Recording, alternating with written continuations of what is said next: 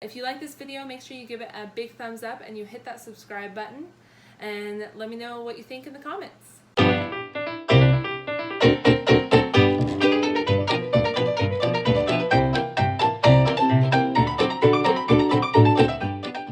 Hey guys, what's up? It's Angel from the Fultoneers. So if you've watched some of my other videos, you've seen that I am in EMS and that I'm working towards taking my paramedic exam. My program worked was we had 18 weeks of classwork and then you had 6 months to do your clinicals.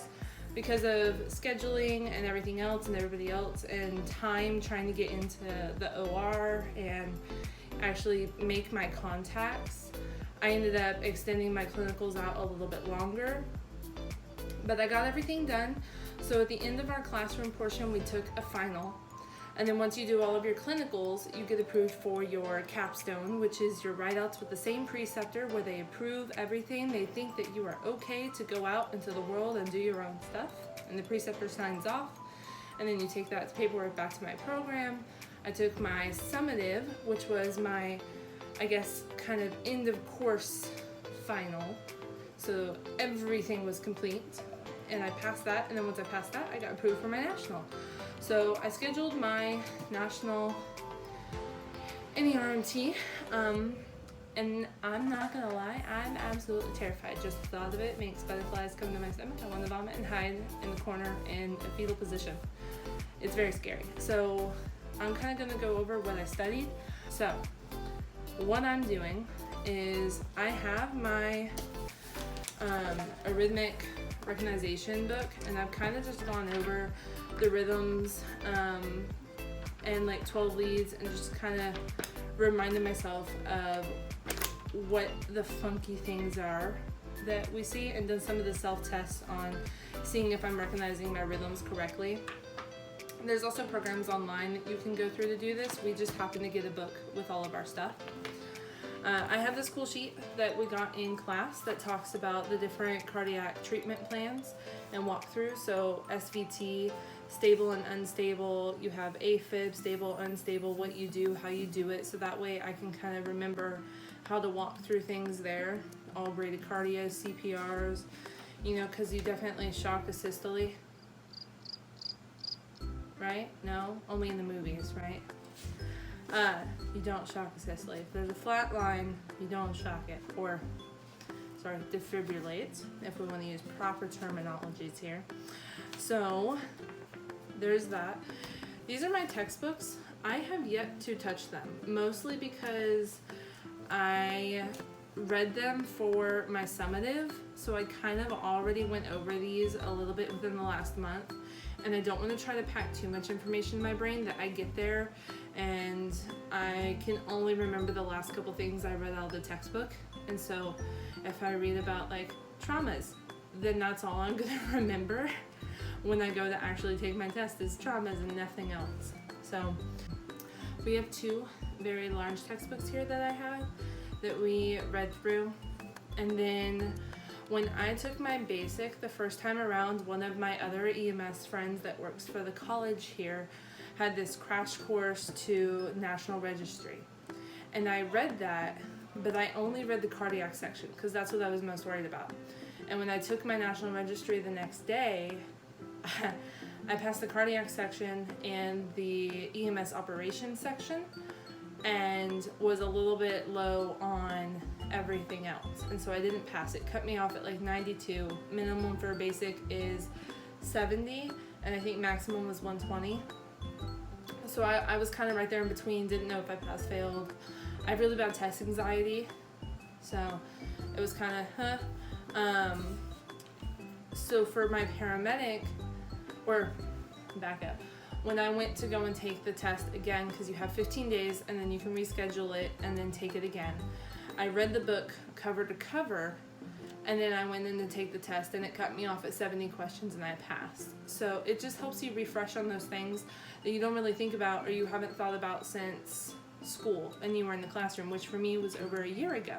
I've been in the field, and field medicine is different than National Registry in the fact that it's very much like, it's not what are you going to do for the patient next, it's what's the next thing. So you could have a scenario question that's going to say, you know, you have a patient who was in a tree, got stung by bees, is allergic to bees, and has epi, and blah, blah, blah, blah, blah. What's your next thing? You're leaving the station. It's going to be, is my scene safe? It has nothing to do with the patient, but National Registry will pack in all of that information to try to trick you. So, with all that being said, the second time I took my basic, I passed. So I got this crash course book for Paramedic, and I've been reading this one. It's 336 pages long, and I've been reading it. I even read it to the kids as a bedtime story. In thrombosis, or DVT, signs and symptoms: swelling of extremity, pain in extremity, overwhelmingly warm extremity.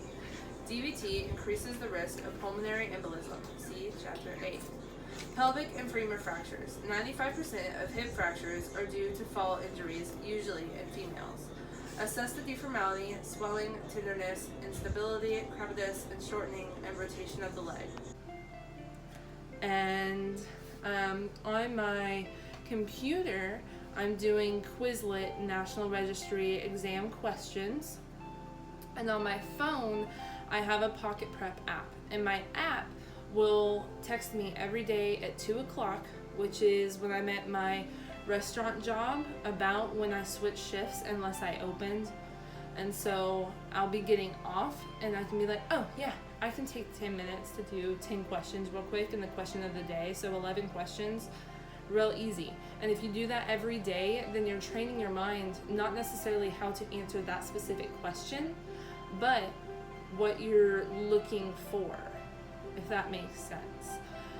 The thing I like about the Pocket Prep, I paid for the full thing to tell me kind of how I'm progressing and where I'm going with that. Full questions, not just the couple tests. I think it would give you sample tests of just very minimal. Now I can go up to 100 questions in certain sections. The thing I like about it is that it gives you a reasoning. So a lot of these things, like even on Quizlet, it'll tell me what the answer is, but I don't know why. The person that put it in there might know why, or they might know that that was just the right answer. I like that it gives me a rationale on why that was the correct answer compared to this, and it also tells you why the other ones were wrong. And I like that too, because if two answers are really close to each other, it's nice to know why it was this versus this. Why are you going to give this drug instead of this one? Why are you going to treat this first instead of this when they're both very scary things, you know? And that's kind of it for what I'm doing, and I am gonna let y'all know if it ends up working out. I'm on page something or other, 213 of the Crash Course 1, so I'm almost done with this one. The good thing is too, is that I'm in the field working, and I had an awesome partner this last couple tours, and she was really awesome about letting me kind of be the in charge. She was really good about saying like, okay, what are we gonna do for this patient? How are we gonna treat it? What do you want me to set up? And that way I could kind of step back, and instead of doing my basic things of putting them on the monitor and kind of going through stuff, I could think about, you know, this is how this patient is presenting. How am I going to look at this in the National Registry standpoint? How am I going to look at this in the clinical standpoint? Let's go ahead and get this going. And then the best part is she would ask me why. So it wasn't just as, you know, they have low blood pressure, let's give them some fluids. Why? Well, the fluids is going to help their perfusion. It's going to help it go up a little bit more. You know, kind of walking through those things. Why are we going to do this drug instead of this drug? Why are we going to give this person that's having some issues breathing some nitro? Are they having any chest pain?